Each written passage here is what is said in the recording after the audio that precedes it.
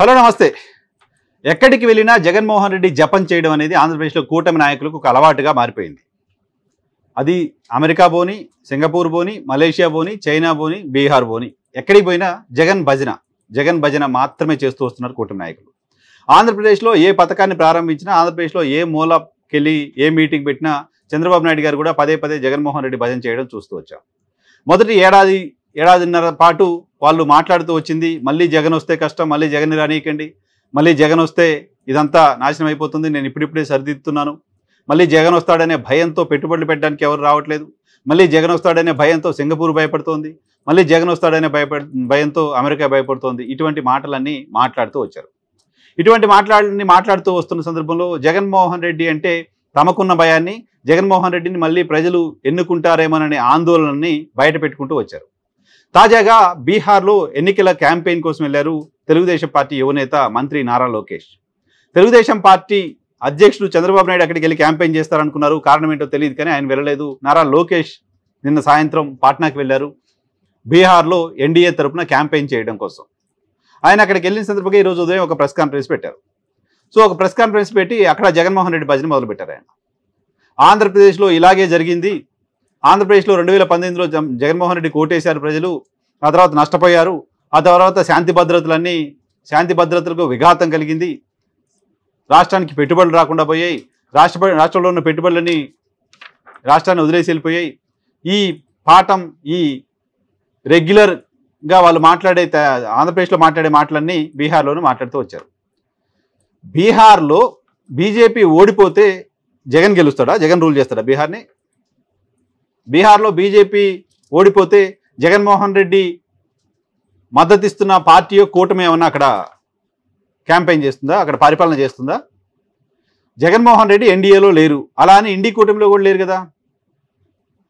జగన్మోహన్ రెడ్డి ఎన్డీఏలో లేరు, ఇండి కూటమిలో కూడా లేరు కదా. మీరు ఇప్పుడు ఎన్డీఏలో ఉన్నారు, మీరు గతంలో యూపీఏతో ఉన్నారు, గతంలో కాంగ్రెస్తో ఉన్నారు, గతంలో ఆర్జేడీతో ఉన్నారు, గతంలో సమాజ్వాదీతో ఉన్నారు, గతంలో కేజ్రీవాల్తో ఉన్నారు, గతంలో మిగతా అన్ని వామపక్షాలతో కూడా ఉన్నారు. జగన్మోహన్ రెడ్డి పార్టీ పెట్టిన తర్వాత ఇప్పటివరకు కాంగ్రెస్తో లేరు కదా, కాంగ్రెస్ కూటమితో ఎప్పుడూ లేరు కదా.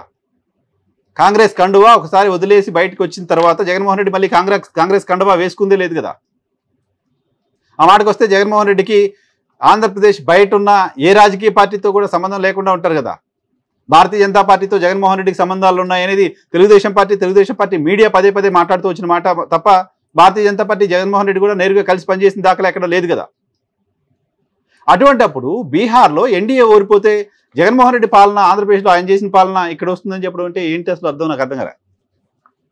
ఎట్లా తేజస్వి యాదవ్ని ఏమైనా జగన్మోహన్ రెడ్డి నడిపిస్తాడా?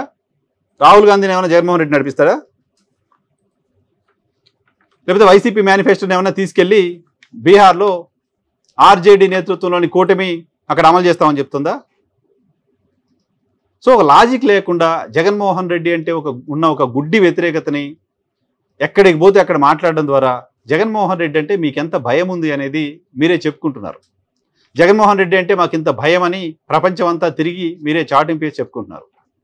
బీహార్ ప్రజలకి ఆంధ్రప్రదేశ్లో జగన్మోహన్ రెడ్డి పాలన చూపించి మీరు ఇక్కడ ఎన్డీఏకి ఓటేయండి అని అడుగుతున్నారంటే ఏంటి అర్థం? అసలు ఏంటి లాజిక్? ఎలా లాజిక్ అది? జగన్మోహన్ రెడ్డి ఒక్క ఛాన్స్ అంటే ఓట్లేశారు, ఇక్కడ కూడా అలా చేయకండి అంటున్నారు ఆయన. ఆర్జేడీకి ఒక ఛాన్సే కదా, ఆర్జేడీ బీహార్ని పాలించింది. ఆర్జేడీ ఈ 2 దశాబ్దాల్లో కూడా అడపాదడప 6 నెలలు 3 నెలలు బీహార్ని పాలించింది. ఒక ఛాన్స్ అవసరం లేదు, వాళ్ళు చూశారు. సొంతంగా తేజస్వి ముఖ్యమంత్రి కాల, సొంతంగా తేజస్వి నేతృత్వంలోని కూటమి ముఖ్యమంత్రి గారిని తీసుకోవాలా, పూర్తి పవర్ ఆయన కీలా అంతే. బట్ పవర్ చూసింది ఆ కుటుంబం, పవర్ చూసింది ఆ పార్టీ. మీరు ఎవరైతే గెలిపించమని, ఎవరికైతే ఓట్లేయమని వెళ్ళారో నితీష్ కుమారు తేజస్వి కలిసే పరిపాలన చేశారు. నితీష్ కుమార్ తేజస్విని మోసం చేసి బయటకు వెళ్ళిపోయారు. నితీష్ కుమార్ ఒక చీటర్గా చూడాల్సిన అవసరం ఉంటుంది, కూటములు మారుస్తున్నారు కాబట్టి మీరు మార్చినట్టే.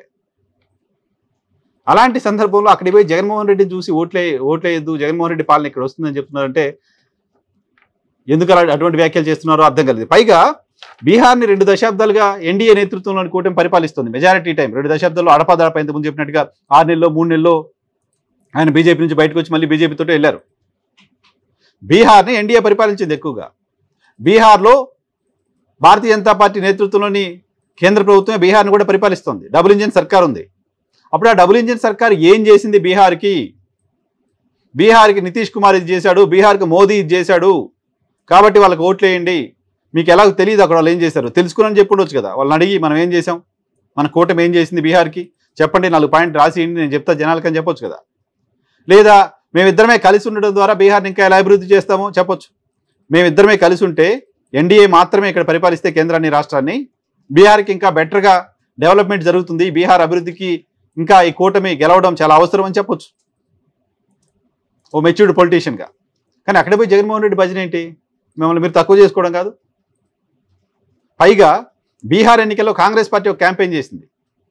కాంగ్రెస్ పార్టీ అఫీషియల్గా చాలా చోట్ల చాలా ప్రెస్ కాన్ఫరెన్స్లు పెట్టి మరీ చెప్పింది, బీహార్లో ఎన్డీఏని ఓడించండి, కేంద్రంలో ఎన్డీఏ పడిపోతుంది అని. ఎలా అంటే బీహార్లో ఎన్డీఏ ఓడిపోతే నితీష్ కుమార్ ఎన్డీఏ నుంచి బయటకు వస్తారు, నితీష్ కుమార్ మద్దతుతోటే కేంద్రంలో ప్రభుత్వం ఉంది, నితీష్ కుమార్ బయటకు వచ్చాడంటే తెలుగుదేశం పార్టీ కూడా బయటకు వస్తుంది, ఇక్కడ ఓడిపోవాలని తెలుగుదేశం పార్టీ కూడా కోరుకుంటోంది. కాబట్టి మీరు బీహార్లో ఎన్డీఏని ఓడిస్తే కేంద్రంలో మోదీ సర్కార్ పడిపోతుంది, నితీష్ కుమార్ చంద్రబాబు ఎన్డీఏ నుంచి బయటకు వస్తారు, కాబట్టి ఇక్కడ ఎన్డీఏని ఓడించండి, దేశ ప్రజల భవిష్యత్తుకు మీరు మంచి మార్గం వేయండి, దేశ ప్రజల భవిష్యత్తుని భారతీయ జనతా పార్టీ చేతిలో నుంచి కాపాడండి. కాంగ్రెస్ పార్టీ ఎలక్షన్ క్యాంపెయిన్ చేసింది అక్కడ. కనీసం దానికి ఆన్సర్ చెప్పండి. అక్కడ ఎన్డీఏ ఓడిపోతే మీరు ఎన్డీఏ నుంచి బయటకు వస్తారా, మీరు నితీష్ కలిసి ఏమైనా బయటకు వస్తారా? ఆ అపోహ బీహార్ ప్రజల్లో ఉంది, కాంగ్రెస్ పార్టీ క్రియేట్ చేసింది. కనీసం దాన్ని క్లియర్ చేసే ప్రయత్నం నారా లోకేష్ చేస్తుంటే బాగుండేది. బీహార్కి వెళ్ళి కూడా జగన్మోహన్ రెడ్డి భజన చేయడం ద్వారా జగన్మోహన్ రెడ్డి అంటే ఎంత భయం ఉంది, జగన్మోహన్ రెడ్డి పట్ల ఎంత ఆందోళన మీ లోపల ఉంది అనేది అర్థమవుతుంది. జగన్మోహన్ రెడ్డి క్యారెక్టర్ అసాసినేషన్ చేయడం అనేది మనం అమెరికా పోయినా, ఆస్ట్రేలియా పోయినా, చైనా పోయినా, సింగపూర్ పోయినా, బీహార్ పోయినా చేస్తూనే ఉండాలి అనేది మీ విధానంగా కనపడుతోంది.